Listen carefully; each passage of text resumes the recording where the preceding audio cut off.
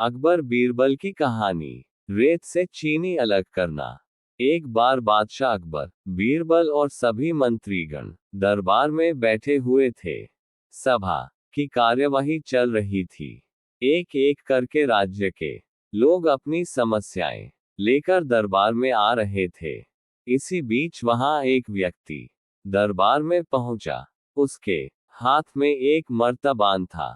सभी उस मर्तबान की ओर देख रहे थे। तभी अकबर ने उस व्यक्ति से पूछा, क्या है इस मर्तबान में?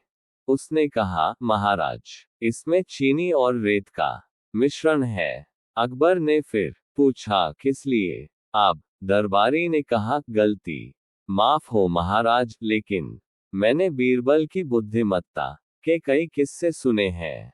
मैं उनकी परीक्षा लेना चाहता हूँ।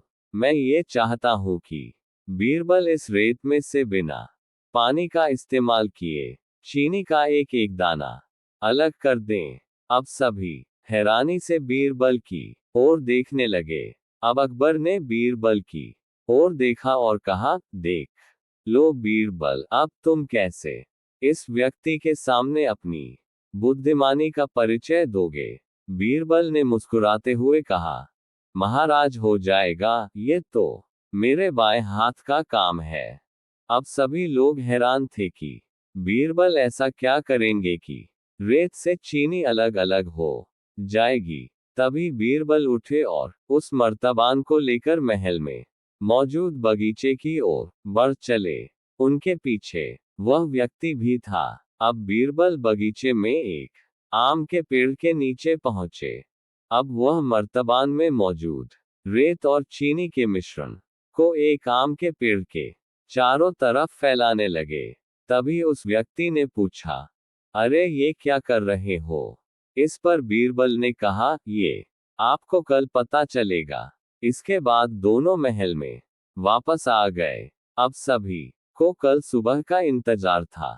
अगली सुबह जब दरबार लगा तो अकबर और सारे मंत्री एक साथ बगीचे में पहुंचे।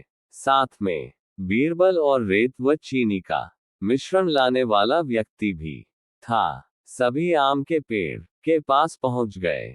सभी ने देखा कि अब वहां सिर्फ रेत पड़ी हुई है।